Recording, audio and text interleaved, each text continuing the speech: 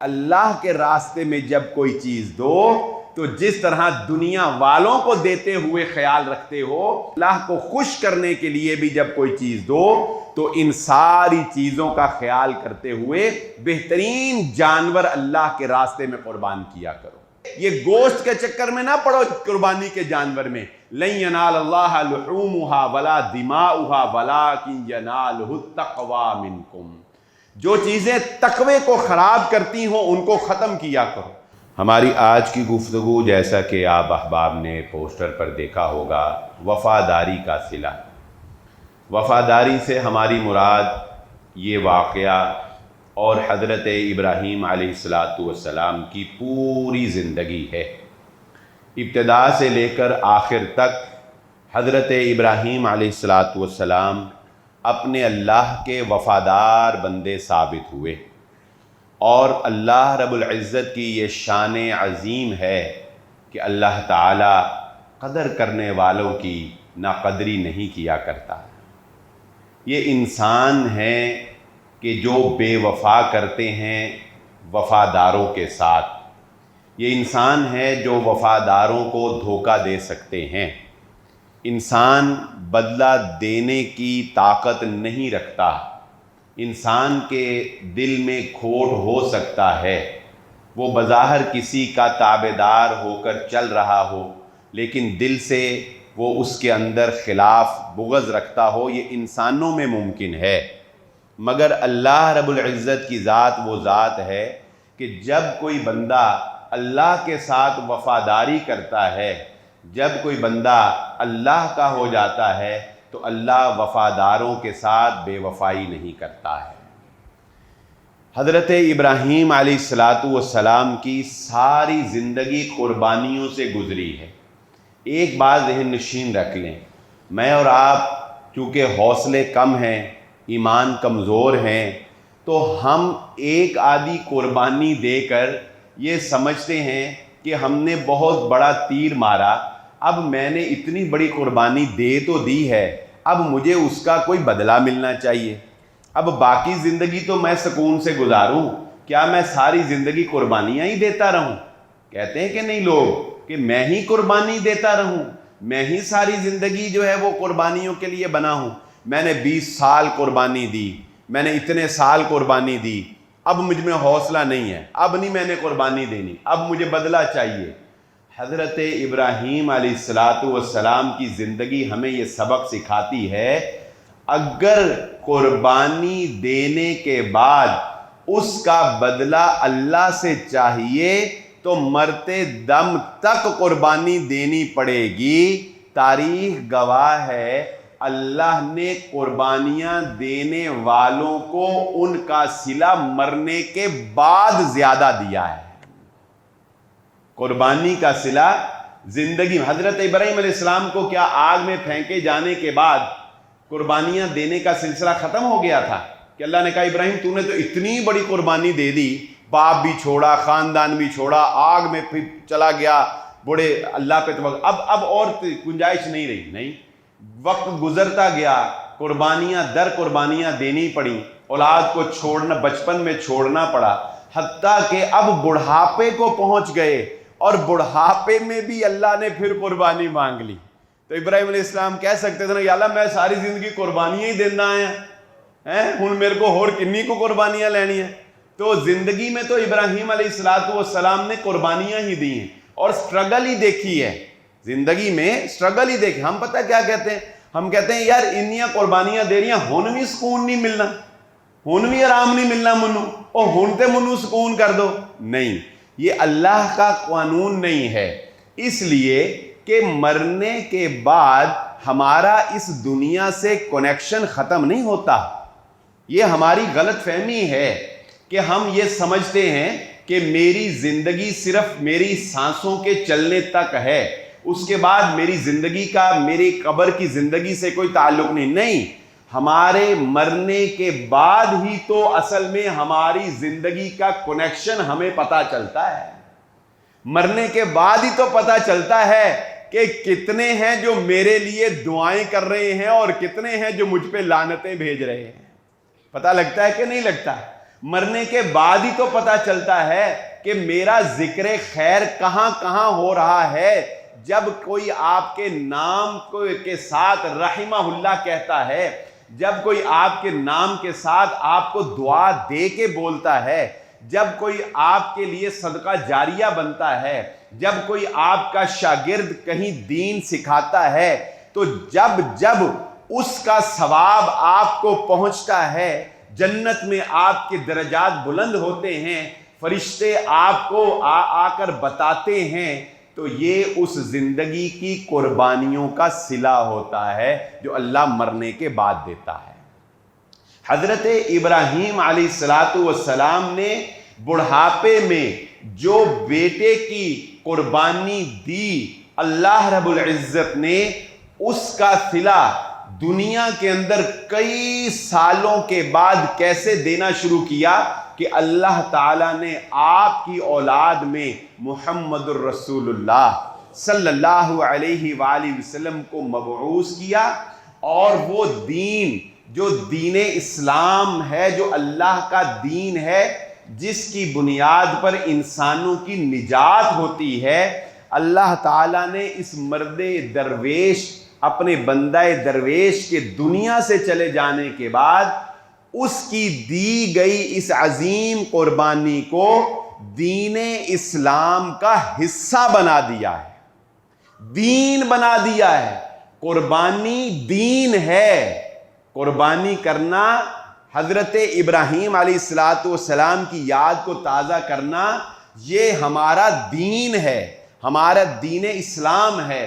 اور جس طرح دین کے احکامات پر عمل کرنے کے لیے اللہ تعالیٰ نے کچھ قواعد و ضوابط مقرر کیے ہیں، نماز اس طرح سے پڑھنی ہے، روزہ اس طرح سے رکھنا ہے، زکوٰۃ اس طرح سے دینی ہے، حج اس طرح سے کرنا ہے، ایسے ہی اللہ تعالیٰ نے قربانی کے بھی کچھ اصول و ضوابط مقرر کیے ہیں۔ اللہ نے یہ نہیں کہا کہ بھئی جیڑا مرضی بکرا لبے پھڑو تے چھری چلا دو، نہیں، جیڑی مرضی چیز مرغی ملے مرغی کر دو، کوئی حلال ہرن ملے ہرن بھی حلال ہے ہرن کر دو، نہیں نا۔ اللہ تعالیٰ نے بتایا، اے انسانوں، میں جب اپنے لیے تم سے قربانی مانگ رہا ہوں تو میں اصول و ضوابط اس لیے مقرر کر رہا ہوں کہ تمہیں یہ پتہ چل جائے کہ اللہ کی ذات کا کوئی ادب ہے، کوئی لحاظ ہے، کوئی احترام ہے۔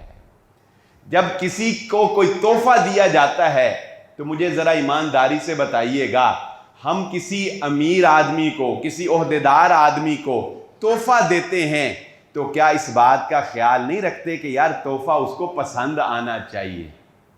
بلکہ بعض لوگ تو دائیں بائیں سے، سیکٹریوں سے اور بھائی بہنوں سے پوچھ لیتے ہیں وہ کیسا رنگ پسند کرتا ہے سوٹ کا، وہ کون سا برانڈ پرفیوم کا پسند کرتا ہے، وہ کون سی گاڑی پسند کرتا ہے، میں اس کو گاڑی تحفے میں دینا چاہتا ہوں، تو ہم اس کی پسند کے لحاظ سے اس کو تحفہ دیتے ہیں۔ تو اللہ تعالی ہمیں یہ بتانا چاہتے ہیں، اے انسانوں، اللہ رب العزت کا ایک معیار ہے، اللہ رب العزت کی ایک شان ہے، اللہ رب العزت کا ایک ادب ملحوظ خاطر رکھا جائے گا۔ لہذا جب اللہ کے راستے میں اللہ کو خوش کرنے کے لیے تمہیں جانور کی قربانی دینی ہے تو تمہیں یہ اصول مد نظر رکھنے پڑیں گے۔ تمہیں گائے کی قربانی دینے کی اجازت ہے، تمہیں اونٹ کی قربانی دینے کی اجازت ہے، تمہیں بکری کی قربانی دینے کی اجازت ہے، تمہیں بھیڑ کی قربانی دینے کی اجازت ہے۔ یہ 4 اقسام جن کا ذکر سورہ انعام میں اللہ نے کر دیا، ان کا مذکر مؤنث کر لیں تو یہ 8 بن جاتے ہیں۔ انہی 8 میں سے تم اللہ کے راستے میں قربانی کرو گے، اس میں کیا حکمتیں پنہاں ہیں یہ اللہ نے پھر تمہارے فائدے کے لیے رکھ دی۔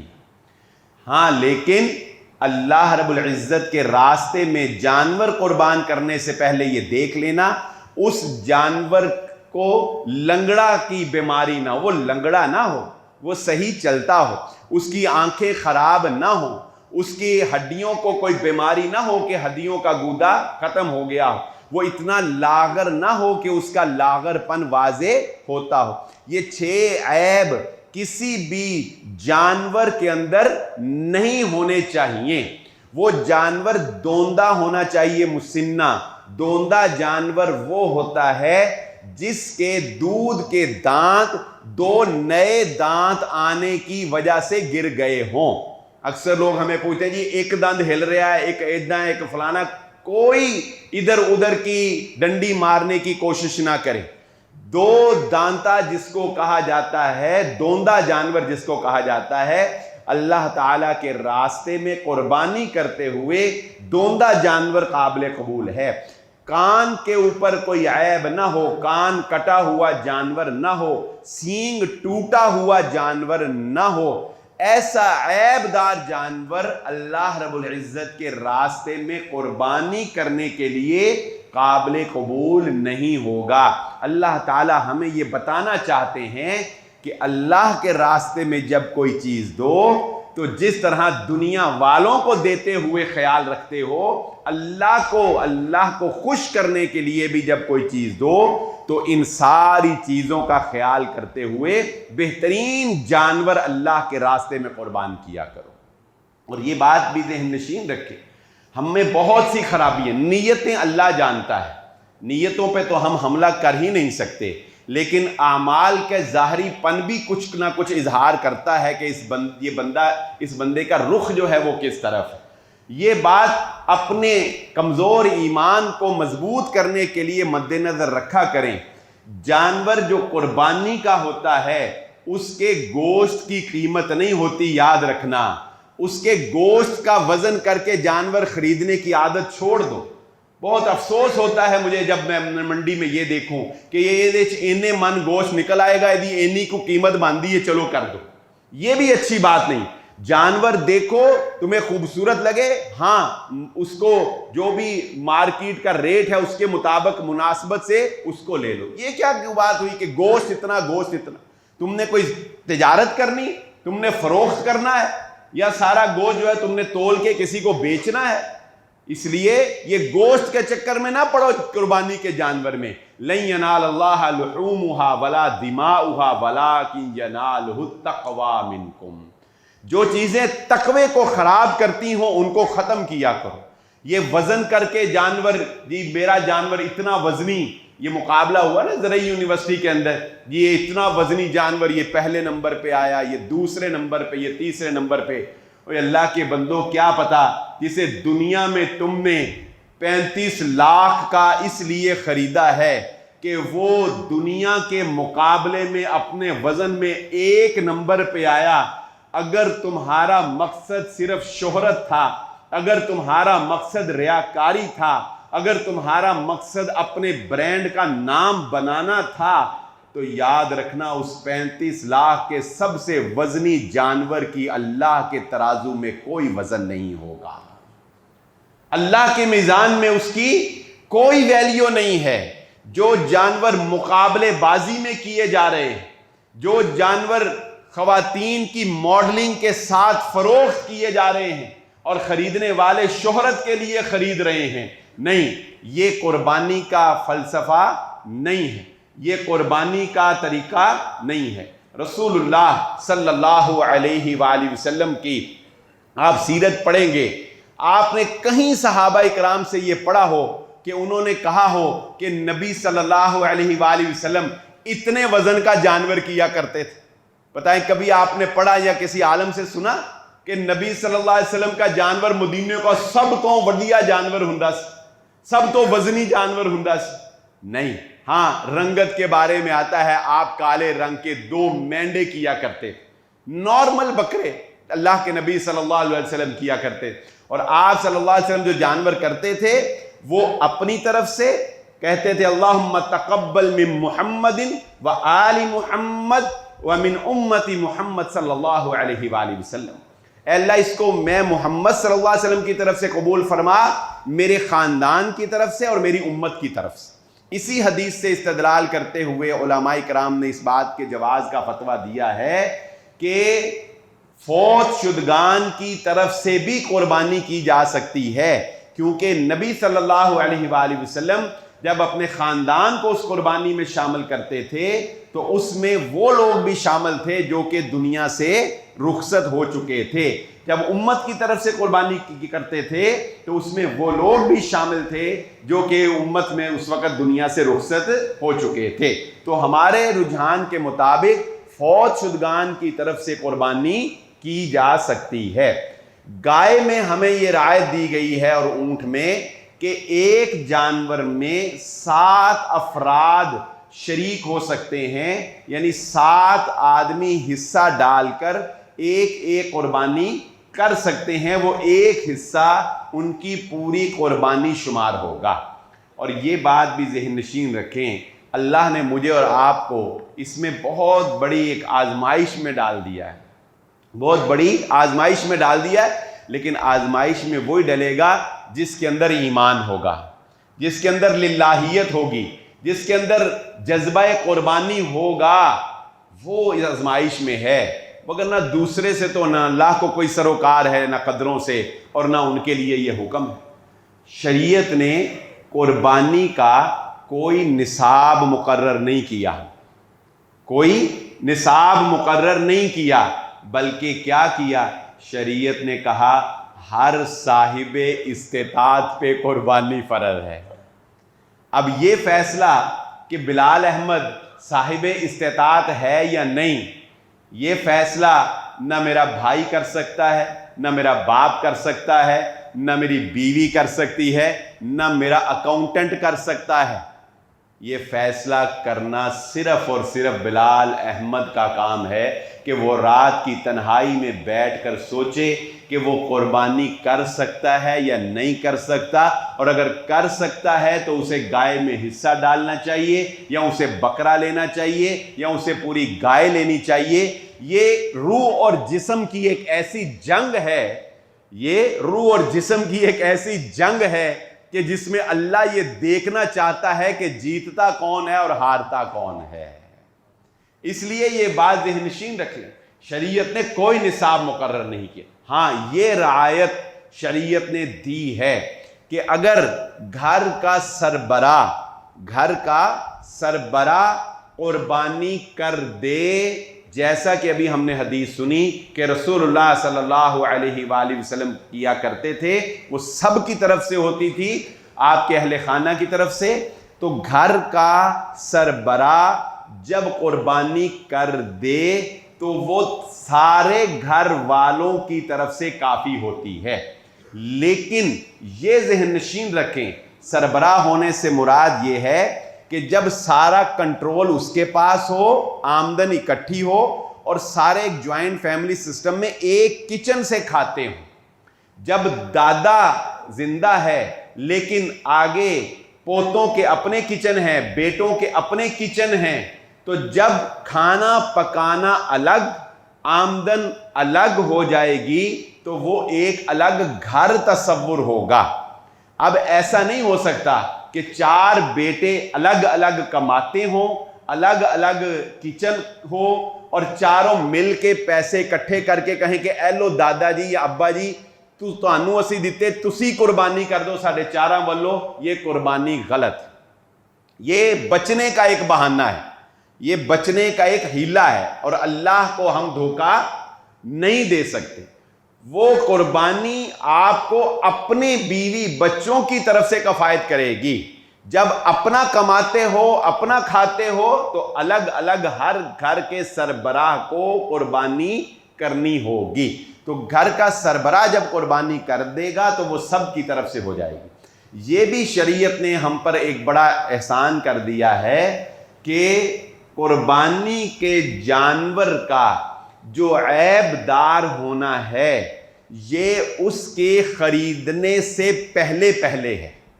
جب آپ جانور خرید کے گھر لے آئے، اب اس کے خریدنے کے بعد اگر خدا نہ خواستہ اس کو کوئی چوٹ لگ جائے، یا وہ بیمار ہو جائے، یا وہ عیب جو ابھی ہم نے ذکر کیے ان میں سے کوئی عیب خریدنے کے بعد آ جائے، تو آپ کی قربانی بالکل درست ہے، آپ اسی جانور کی قربانی کریں گے. دیکھیں نا شریعت چاہتی کیا ہے؟ شریعت اصل میں اس وقت آپ کا امتحان لینا چاہتی ہے کہ کہیں کانا کر کے سستا جانور تو نہیں خرید رہا کہ چل کوئی نہیں لنگڑا ہے پھر کی ہویا کچھ 10-15 ہزار سستا ملن دیا نا اللہ دے راستے چ دے دو. سستا ملتا ہے نا بھئی, سستا ملے گا نا, عیب والی چیز سستی ملتی ہے نا. اللہ تعالیٰ کہتے ہیں اللہ کے راستے میں دھوکوں سے کام نہ لیا کرو, اللہ کے راستے میں ڈنڈیاں نہ مارا کرو. اللہ تمہارے ایمان کو, تمہارے اس دل کو نکھارنا چاہتا ہے. قربانی دینے کا جو جذبہ ہے نا, یہ تمہارا اللہ کے لیے ہوگا تو ممکن ہی نہیں ہے کہ اللہ تعالیٰ تمہاری قربانی کو رائیگاں جانے. اور قربانیاں ایک دوسرے انسانوں کے لیے دینا سیکھو. ہماری ایک عجیب سی عادت ہے, ہم بدل نخواستہ قربانیاں دیتے ہیں, ہم ناخوش ہو کے قربانیاں دیتے ہیں. وہی قربانی اگر ہم خوشی سے دے دیں تو اللہ بھی راضی ہو جائے اور ہماری دنیا اور آخرت بھی سنور جائے. باپ بچوں کی پرورش کرتا ہے کہ نہیں کرتا ہے, یہ قربانی ہے کہ نہیں ہے. ایک ماں اپنے بچوں کے لیے قربانیاں دیتی ہے کہ نہیں دیتی. کتنی مائیں جو کہتی ہیں کہ میں صرف بچوں کی خاطر اس گھر میں رہ رہی ہوں. کتنے باپ ہیں جو کہتے ہیں میں صرف بچوں کی خاطر یہ مزدوری کر رہا ہوں. کتنے بھائی ہیں جو کہتے ہیں میں صرف بھائیوں کی خاطر یہ کر رہا ہوں. کتنے لوگ ہیں جو کہتے ہیں میں صرف دوستوں کی خاطر یہ کر رہا ہوں. کہتے ہیں کہ نہیں کہتے؟ اگر وہ صرف یہ سمجھ لینا کہ میں جو کر رہا ہوں یہ اللہ کی خاطر کر رہا ہوں تو یقین مانے حوصلے بلند ہو جائیں اور صلہ ملنا شروع ہو جائے. ہماری سوچ میں فرق ہے. ہم بدل نخواستہ کہاں, اگر تم یہ سوچو کہ میں اس لیے یہ قربانی دے رہا ہوں یا دے رہی ہوں کہ میرے اللہ کا حکم ہے. اگر بیویاں اس لیے قربانیاں دے شوہروں کی خاطر کہ اللہ کے نبی نے شوہر کی تابعداری کا حکم دیا ہے, میں صرف اس خاطر دے رہی ہوں. اگر اس خاطر دو کہ معاشرہ کیا کہے گا, معاشرے کی وجہ سے اس کے ساتھ وقت گزار رہی ہوں, تو ساری زندگی وقت بھی گزارو گی اور دل پہ بوجھ بھی رہے گا. کبھی سکون نہیں ملے گا, ہمیشہ دل پہ بوجھ رہے گا کہ ایک شخص کے ساتھ زندگی گزاری معاشرے کی خاطر. اور اگر یہ سوچ کے گزارو گے کہ اس کے ساتھ گزاری اللہ کی خاطر, وفا کی اللہ کی خاطر, بھائی چارہ قائم رکھا اللہ کی خاطر. ایک بندہ آپ کے ساتھ برا سلوک کرتا ہے, آپ کی قدر نہیں کرتا, وہ کسی مشکل میں پھنس گیا, اگر اس وقت آپ نے یہ سوچ کے اس کو ٹھکرا دیا کہ یہ تو میرے ساتھ بدسلوکی کرتا تھا, آج پھنسا ہے نا, میں کیوں اس کو دوائی لے کے دوں, میں کیوں اس کے کام آؤں, لے ہن پھنسیا ہی نا, ہن انہوں پتہ لگا ہے. اوے اس کو تو جو پتہ لگنا ہے, اصل میں اللہ نے یہ تیرا امتحان لے لیا ہے. اصل میں اللہ نے تیرا امتحان لے لیا ہے کہ تو اس کے کام آ سکتا تھا. اب یہاں تیری انا ہے, کیا تو انا کی قربانی دے سکتا ہے یا نہیں دے سکتا ہے. یہی تو ہوا تھا نا, حضرت ابوبکر صدیق رضی اللہ تعالیٰ عنہ نے مصطح بن اثاثہ رضی اللہ تعالیٰ عنہ کو کہہ دیا تھا کہ آج کے بعد جو تجھے ماہانہ خرچ دیتا تھا وہ نہیں دوں گا. اللہ تعالیٰ نے آیت نازل فرما دی سورۃ النور میں, وَلَا يَأْتَلِ أُولُو الْفَضْلِ مِنْكُمْ, اے ابوبکر آپ کے شایان شان نہیں ہے ایسی قسمیں کھاؤ. پھر کیا ہوا, اس سے غلطی ہو گئی. تم اللہ کے لیے دیتے تھے, دیتے رہو, جاری رکھو اپنے فیض کو. کسی انسان سے بدلہ نہ چاہو, کسی انسان سے صلہ نہ چاہو. انسان قربانیوں کا بدلہ دے ہی نہیں سکتے, انسان قربانیوں کا صلہ دے ہی نہیں سکتے. قربانیوں کا صلہ اگر انسانوں نے دینا ہوتا تو سارا عراق ابراہیم علیہ السلام کے قدموں میں کر دیا جاتا, سارا شام ابراہیم علیہ السلام کے دربار میں حاضری صبح شام دیا کرتا. مگر ابراہیم علیہ السلام کو قربانیوں کا صلہ لوگوں نے نہیں دیا, اللہ رب العزت نے دیا. اگر لوگوں سے صلہ دلوانا ہوتا تو مکے والے کبھی بھی محمد الرسول اللہ صلی اللہ علیہ وآلہ وسلم کو مکے سے نہ نکالتے. اگر صلہ انسانوں سے دلوانا ہو تو دنیا میں اللہ اپنے بندوں کے محلات کھڑے کر دے اور سونے کے پہاڑ ان کو دے دے، لیکن اللہ والوں کی ساری زندگی قربانی میں گزرتی ہے۔ صلہ ان کو اللہ مرنے کے بعد جنت میں بھی دیتا ہے، جنت کی صورت میں بھی دیتا ہے، دنیا میں ان کا ذکر خیر جاری کر کے بھی دے دیتا ہے۔ اس لیے اس قربانی میں الہاکم التکاثر سے بچو۔ قربانیوں میں بھی ہم اسراف کر رہے ہیں، قربانیوں میں بھی ہم اسراف کر رہے ہیں، صرف اس وجہ سے کہ نمائش ہو، اونٹوں کے اوپر کڑھائیاں کروانا، لاکھوں کی ڈیزائننگ کروانا، یہ قربانی کا فلسفہ نہیں ہے۔ یہ دین نے ہمیں نہیں سکھایا ہے کہ قربانی کرنے سے بہتر ہے کہ کسی غریب کی بیٹی کی شادی کر دو۔ یہ کہنا کہ قربانی پر اتنے پیسے لگا دینے سے بہتر ہے کہ کوئی فلانا رفائی کام کر دو۔ بھائی یاد رکھنا، ہم قربانی اس لیے کرتے ہیں کہ محمد الرسول اللہ صلی اللہ علیہ وآلہ وسلم نے ارشاد فرمایا کہ یوم النحر کے دن، یوم النحر 10 ذو الحجہ کو کہتے ہیں۔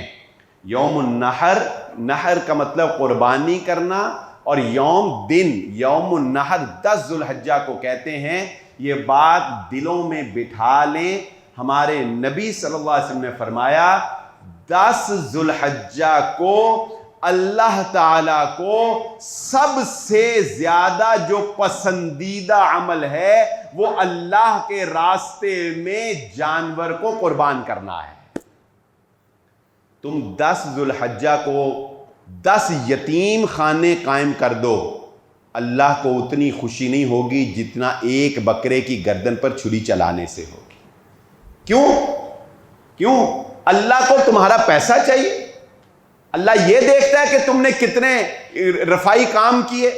اللہ دیکھتا ہے جو میں چاہتا تھا وہ کیا کہ نہیں کیا۔ 10 یتیم خانے اگر قائم کرو گے یوم النحر کو، تم نے اپنی خوشی ملحوظ رکھی، اللہ کی خوشی نہیں۔ اللہ کی خوشی کیا ہے؟ اللہ اس دن تم سے قربانی چاہتا ہے۔ اس دن قربانی کرنا اللہ رب العزت کو سب سے پسندیدہ عمل ہے۔ اور یہ بات بھی ذہن نشین رکھیں، اگرچہ قربانی کرنے کی اجازت ایام التشریق تک ہے، یوم النحر سے لے کر یعنی 10 ذو الحجہ سے لے کر چوتھے دن 14 تاریخ جو ایام التشریق ہوتے ہیں، 11، 12 اور 13، یعنی عید کے دن سے آگے 3 دن، اور یہ ٹوٹل 4 دن بنتے ہیں۔ تو 13 ذو الحجہ کو مغرب کا وقت ہونے سے پہلے قربانی کرنا جائز ہے، قربانی کی جا سکتی ہے، لیکن انجوائے کرنے کے لیے، ریلیکسیشن حاصل کرنے کے لیے، یا کسی اور وجہ سے 10 ذو الحجہ کو قربانی چھوڑ کر آگے لے کے جانا، یہ عمل اچھا نہیں ہے۔ افضل دن کون سا ہے؟ افضل دن یوم النحر ہے، اور افضل دن میں افضل وقت کون سا ہے؟ عید کے فوراً بعد قربانی کرنا۔ رسول اللہ صلی اللہ علیہ وآلہ وسلم کے طریقے کو فالو کرنا۔ آپ صلی اللہ علیہ وسلم عید کی نماز پڑھنے کے فوراً بعد وہیں پہ قربانی کیا کرتے تھے۔ تو بلا وجہ جان بوجھ کر یا کسی اور ریلیکسیشن کے ذریعے، بعض لوگ کہتے ہیں جی ایک تو کر لے، چلو 2 گھنٹے فارغ ہو جائیں گے، پھر آرام کریں گے، کل میں کر لوں گا، پرسوں تو کر لیں گا۔ نہیں، ریلیکسیشن نہ دیکھیں یہاں پر تو کھپنا اللہ کو اچھا لگتا ہے۔ تو بچا کے نہ رکھ سے تیرا آئینہ تو وہ آئینہ ہے کہ شکستہ تر ہو تو محبوب تر ہے نگاہ آئینہ ساز میں۔ تو اللہ رب العزت نے جو ہم سے قربانی، یہ بکرا، یہ جانور، یہ ذبح کرنا مانگا ہے، اس کے فلسفے کو سمجھیں، اس کے پیچھے جو اللہ ہمیں سکھانا چاہتا ہے، جو اللہ ہم سے مطلوب کرتا ہے، اس فلسفے کو جانیں، اس کو جان کر قربانی کریں اور اس جانور کی گردن پر چھری چلائیں، تو یقین مانیں یہ ایک قربانی کا عمل زندگی بدل دینے کے لیے کافی ہے، لیکن ہم زندگی بھر قربانی کرتے ہیں مگر زندگی نہیں بدلتی۔ ایک قربانی زندگی بدلنے کے لیے کافی ہے، اور ہم زندگی بھر قربانی کرتے ہیں مگر سوائے گوشت کے ہمارے اوپر کوئی اثر نہیں ہوتا ہے۔ لن تنالوا البر حتى تنفقوا، اللہ تعالیٰ کہتے ہیں تم اس وقت تک نیکی کو نہیں پہنچ سکتے جب تک تم اللہ کے راستے میں وہ چیز خرچ نہ کرو جو تمہیں پسندیدہ ہے۔ مما تحبون، جو تم پسند کرتے ہو۔ بکرے کا گوشت اپنے لیے اور لوگوں کو تقسیم کرنے کے لیے گائے کا گوشت، مجھے بتاؤ یہ ناانصافی نہیں ہے تو اور کیا ہے؟ تھوڑا کر دو، تھوڑا کر دو۔ گائے، ایک گائے لوگوں کے لیے، بکرا اپنے لیے۔ اپنے ہی آپ سے پوچھو، اپنے ضمیر سے پوچھو کہ یہ ناانصافی نہیں ہے؟ اچھا بکرے کا گوشت اپنے لیے اور ادھر ادھر کا پلے شلوں کا گوشت وہ دوسروں کے لیے، یہ ناانصافی نہیں ہے تو اور کیا ہے؟ یہ رسمیں کہ بیٹی کے گھر اگر ران نہ بھیجی تو بیٹی داماد ناراض ہو جائے گا، ساس باتیں کرے گی، کہاں سے لے لی ہیں تم نے یہ رسمیں؟ وہ ران بیٹی کے گھر بھیجی، وہ بھی امیر، ان کے گھر پہلے 4 بکرے، تمہارے گھر بھی بکرے۔ وہ جو بیچارہ غریب جس نے سارا سال گوشت کو دیکھا تک نہیں، وہ تمہاری ان رسم و رواج میں پھر بھوکے کا بھوکا ہی رہ گیا۔ گوشت کی تقسیم کا کوئی فارمولہ شریعت نے نہیں بیان کیا۔ میں جب اس باب کو دیکھتا ہوں تو میں حیران ہوتا ہوں کہ قربانی کے معاملے میں بہت سی چیزیں اللہ نے ہمارے اوپر چھوڑی ہیں، ہمارا امتحان لیا ہے۔ اللہ کے نبی صلی اللہ علیہ وسلم نے جانور کی قربانی کا جو گوشت ہے نا، اس کی تقسیم کا کوئی فارمولہ رکھا ہی نہیں، کوئی نصاب رکھا ہی نہیں۔ میں ذاتی طور پہ ہر سال ہی یہ بات کہتا ہوں تو دوبارہ یاد دہانی کے لیے دہرا دیتا ہوں۔ اللہ تعالی ہم سب کو عمل کی توفیق عطا فرمائے۔ جن گھروں میں سارا سال بکرے کا گوشت پکتا ہے نا، میں ذاتی طور پہ یہ سمجھتا ہوں، ہو سکتا ہے آپ میری بات سے اتفاق نہ کریں، انہیں عید کے روز بکرے کا گوشت سارا تقسیم کر دینا چاہیے، سوائے 2-4 دن کا اپنے گھر کے لیے جو پکانا ہے رکھیں، بس اس کے علاوہ سارا تقسیم کر دیں۔ بھئی سارا سال کھاتے نہیں، سارا سال کھاتے ہیں نا، پھر کیا ضرورت ہے اس قربانی کے میں رکھنے کی؟ آؤ نہیں تو مجھ سے پوچھو، بلال احمد سے پوچھو، میں تمہیں بتاتا ہوں۔ تم گوشت کی بات کرتے ہو، اللہ کی قسم میں نے جو ادارہ، میں صرف اس لیے بتا رہا ہوں کہ تمہیں پتہ چلے کہ تم جنت میں رہتے ہو۔ ہم نے جو ادارہ قائم کیا وہاں پر بچے صبح کے وقت صرف اس لیے بے ہوش ہو کے گر جاتے ہیں کہ انہیں رات کا کھانا نہیں کھایا ہوتا، صبح کا ناشتہ نہیں کیا ہوتا۔ ایک دفعہ نہیں، کئی واقعات ہوئے، بچہ بے ہوش ہو کے گر گیا، پوچھا کیا ہو، ڈاکٹر پہ لے کے گئے، پتا چلا بھوک کی وجہ سے بچہ بے ہوش ہو گیا۔ لنچ لانے کے لیے وہاں لوگوں کے پاس دینے کے لیے ان کے پاس کچھ نہیں، اور ہم مٹن کو رو رہے ہیں۔ تم کیا سمجھتے ہو کہ سارا سال لوگ جو ہیں وہ اللہ تلوں میں وقت گزارتے؟ نہیں، تقسیم کرو، پہنچاؤ، مستحق لوگوں کے گھروں تک جاؤ۔ یہ امراء میں تحائف گوشتوں کے بند کر دو، کوئی فائدہ نہیں امیر دوست کو ران بھیجنے کا۔ امیر دوست کوئی گلہ نہ کرے کہ مجھے تم نے گوشت نہیں بھیجا، بلکہ آپس میں بیٹھو اور آپس میں بیٹھ کے ایک دوسرے کو کہو کہ بھائی کیا ضرورت ہے، تو مجھے پرات بھر کے بھیج دے، میں تجھے پرات بھر کے بھیج دوں، کیا فائدہ؟ آؤ مل کر ہم سب امراء قربانی کرتے ہیں، کیوں نہ ہم مل کر لوگوں تک جو غرباء اور مساکین ہیں، کیوں نہ ہم ان تک جو ہے یہ گوشت جو ہے وہ پہنچائیں۔ بہت ضرورت ہے کانٹ چانٹ کرنے کی اور اپنی اس قربانی کو درست بنانے کی۔ اپنی گفتگو کا لب لباب اور خلاصہ کلام میں آپ کی گوش گزار کر دوں۔ ہماری گفتگو وفاداری کا صلہ میں ہم نے آغاز اس بات سے کیا تھا کہ ابراہیم علیہ السلام نے ساری زندگی اللہ کے ساتھ وفا کی اور ساری زندگی قربانیاں دیں، اور اللہ نے ان قربانیوں کے صلے میں حضرت ابراہیم علیہ السلام کی دنیا سے چلے جانے کے بعد ان کو یہ انعامات دیے کہ ان کا ذکر خیر قیامت تک لوگوں کی زبان پہ جاری کر دیا، ان کی یاد کو زندہ رکھنے کے لیے قربانی کو دین بنا دیا۔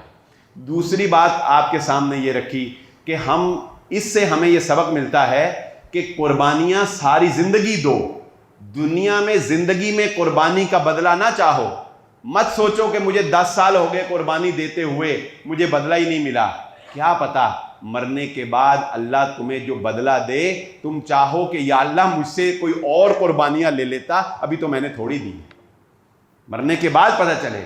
تو دوسری بات ہم نے یہ سیکھی کہ ساری زندگی اللہ کی رضا کے لیے قربانی دینا سیکھ جاؤ، دل کو سکون آ جائے گا، اور اللہ ناقدری نہیں کرتا وفاداروں کے ساتھ، اللہ بے وفائی نہیں کرتا وفاداروں کے ساتھ۔ پھر آپ کے سامنے تیسرے نمبر پر یہ بات رکھی کہ جو قربانی ہم اللہ کے راستے میں کرتے ہیں وہ ایسے ہی نہیں ہے کہ جڑا مرضی جانور چاک کے دے دو، اللہ نے کچھ اصول کچھ ضوابط مقرر کیے ہیں، وہ اس لیے مقرر کیے ہیں تاکہ اللہ ہمارے تقوی کو پہچان سکے اور اللہ یہ دیکھ سکے کہ ہم اللہ کی کتنی قدر کرتے ہیں۔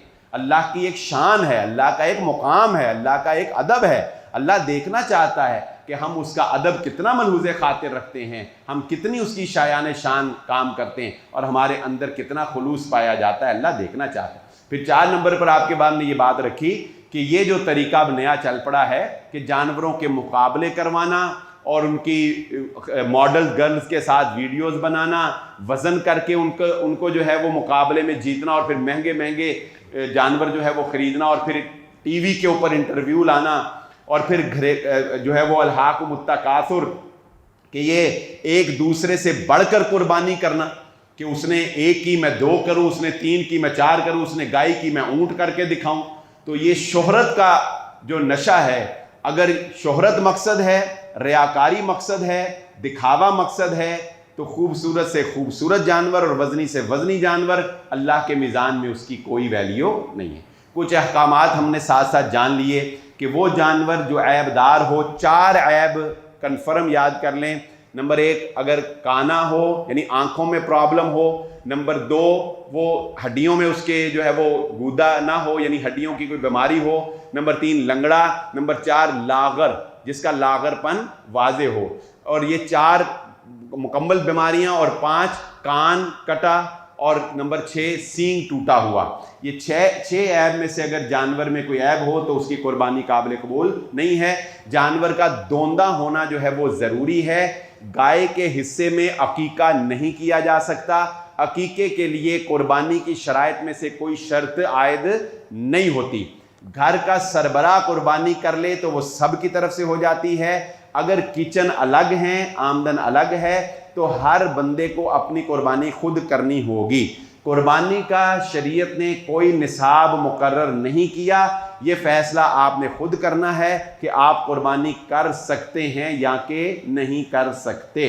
یوم النحر افضل ترین دن ہے جب اللہ کو سب سے زیادہ پسندیدہ جو عمل ہے وہ قربانی کا عمل ہے۔ قربانی یوم النحر کو ہی کرنی چاہیے، 10 ذو الحجہ کو، البتہ چوتھے دن تک قربانی مغرب سے پہلے تک کی جا سکتی ہے۔ دن اور رات کی کوئی قید نہیں ہے، رات کو بھی قربانی کی جا سکتی ہے، دن کو بھی قربانی کی جا سکتی ہے۔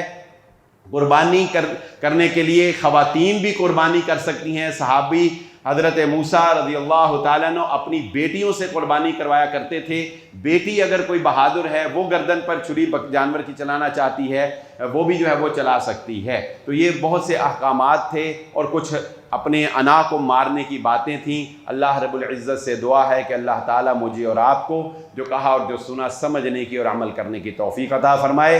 جو لوگ بھی قربانی کرنے جا رہے ہیں، اللہ تعالیٰ ان کے اس عمل میں خلوص پیدا فرما دے، اللہ تعالیٰ ان کے اس عمل کو قبول و منظور فرمائے۔ وآخر الدعوانا الحمدللہ رب العالمین۔